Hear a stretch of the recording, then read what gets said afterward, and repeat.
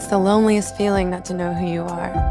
In time, you'll remember. Alita Battle Angel was released in Japan as Gundam in December 1990. The cyberpunk manga ran for 5 years, generating 9 volumes by Yukito Koshiro. In 1993, the original video animation was released in Japan and Western markets as a marketing tool to get people to read the manga. Now, I like the artwork and I found the OVA quite entertaining, but it's just a snapshot of the manga's first 2 volumes. It did not make me want to read the manga, but I was rather upset that it ended before her journey really began, which is exactly like the movie. That's right, the movie is virtually a shot for shot of the OVA with some minor story changes like the addition of Motorball. In all honesty, it is respectful of the source material, but it zips through it because it's cramming 4 volumes and an hour of anime into 144 minutes. This should have been a series instead of a movie, but who's going to tell James Cameron that?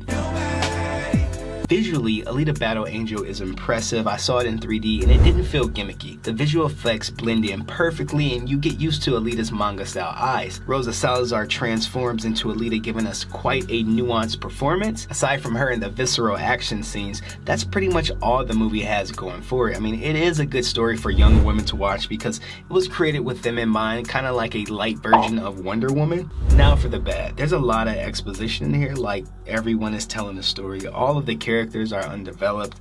Christoph Waltz is a talented actor, but do you believe if we gave him the light version of Thor's hammer, he would be this feared hunter warrior? I think not! Iron City is supposed to be the lowest place in the world to live, yet people are really happy. The manga and the OVA shows how brutal Iron City was, while the movie tones it down for its PG-13 rating. Not to mention the pacing issues along with the movie playing out like episodes. Furthermore, it has no true antagonist, but the biggest problem is its Dragon Ball Z type ending because Cameron must know it's going to be a trilogy. Full spoilers ahead. If you're new to the channel, make sure you subscribe and hit that bell icon to never miss a video.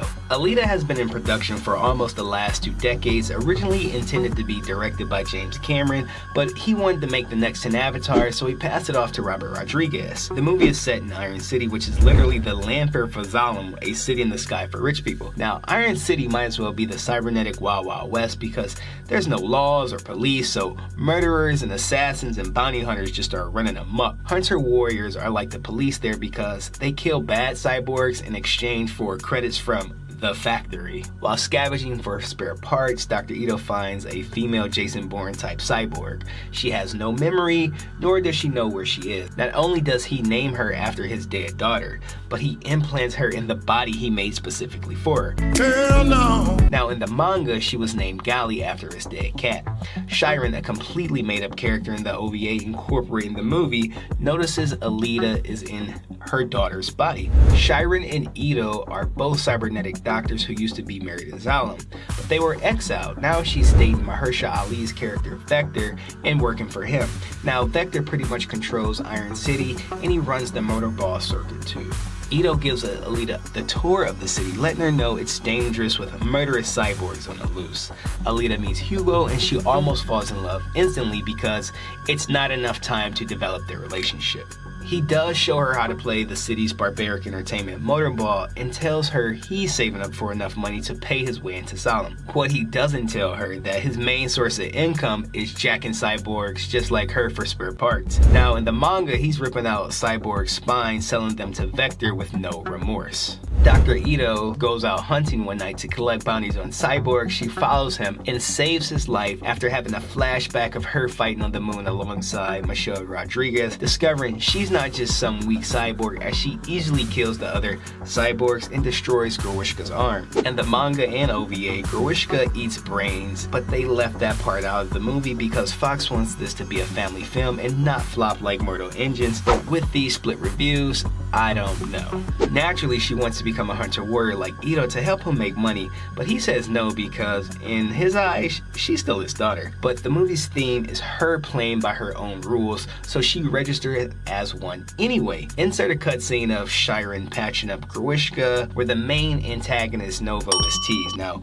Novo takes control of Growishka like a surrogate and he explains that Alita knows pens are cursed, and according to my research, it's the first martial art to anticipate combat in zero gravity, which originated on Mars. He also tells Vector to let Chiron patch him up. Then Noble takes control of Vector to tell Chiron that she can come back to Zalem when Alita is dead, giving her just enough motivation to make Grushka as strong as she possibly can.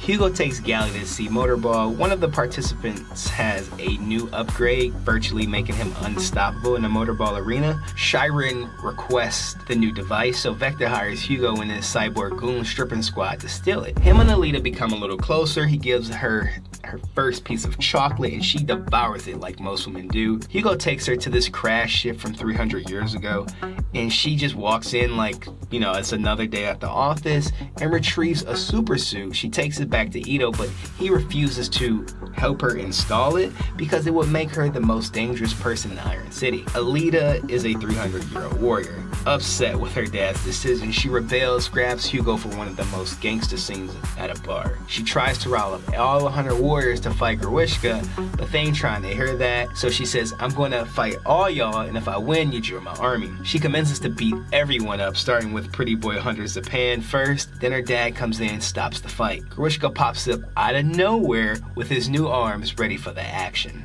In the movie, the manga, and the OVA, he kills a dog that has been following her around. Hence, she wipes that blood on her eyes, giving like some I will stand up to evil speech. Mommy, I'm not afraid anymore. In the OVA, she cuts Grushka in half, but here comes the first twist. They have a great fight scene. Grushka ends up cutting her into multiple pieces, but she doesn't give up because women, whatever you do, don't give up. The men in the movie save her. Grushka runs off again. Since her body is destroyed, now her dad has to put her in the super suit. Her and Hugo get a little bit more one-on-one time. You know, they actually love each other so quickly. He's starting to get desperate to get the Zalem because he's short the 1,000,000 credits needed. That's when Alita does what every woman does to a guy who's trying to get off his feet. She offers him her heart, literally, so he can get the Zalem. It's worth millions since it's old technology and rumored to be powerful enough to power Iron City, so, you know, we're told. Vector put the screws to the kid, promised him that he will be sent to Zalem if he gets her to try out for Motorball, which he does. Instead of Hugo going to a tryout, he goes to tell his goon squad to stop jacking cyborgs, but pretty boy Hunter Zapan catches them in the act. Iron City has a rule that they only put bounties on killers, and Hugo's aware of this, so he never kills any cyborg he jacks. But so is Zapan aware of this rule, so he frames him for murder. Zapan has a plan to kill Hugo, or at least force Alita to kill Hugo because he was embarrassed at the bar. Now in the OVA, Vector frames Hugo for murder.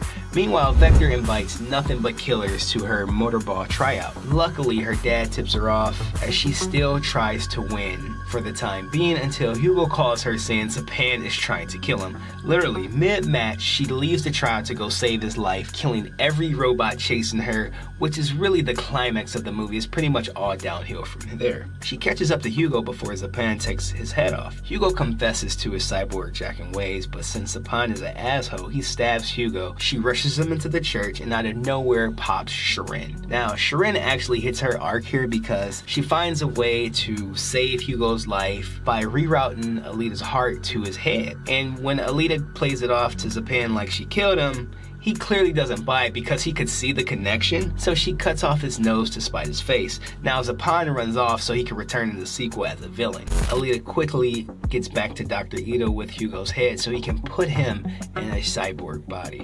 The ending of Alita is disappointing. She goes to the factory looking for Vector, discovers that Chiron has been put in like those mummy jars, all her organs. She's somehow still alive. She kills Grushka, and as she's about to kill Vector, Noble chimes in for probably the best death scene in a movie. Noble looks like the Colonel clean shaved. She swears to Noble that she is going to destroy him because they are sworn enemies, blah blah blah. After that, it stayed true to the manga with Hugo becoming a cyborg, losing his mind and trying to walk the Zalem. Noble sees him trying to walk the Zalem and drops one of Zalem's defense rings to prevent that from happening, destroying his cyborg body. Alita tries to save him, but his arms give out just like they did the OVA. We never see him die per se, but in the manga he did. I wouldn't be surprised if he shows up in the sequel. With the help of a time jump, Alita is now about to play some motorball to become champion and get her free trip to Zalem, at which point it's revealed that Edward Norton is Novo. I get the impression that Novo's conscience is stored on a server somewhere because he's just as old as Alita, he could tap in and out of people, and he hinted at himself being immortal. Rodriguez did respect the source material, but it failed to deliver a solid self-contained movie. It's more like a trailer for what's to come. The movie was a big setup, and I would be lying if I said I didn't enjoy it. Let me know what you thought about it in the comment section. If you enjoyed this video, please share it with a friend.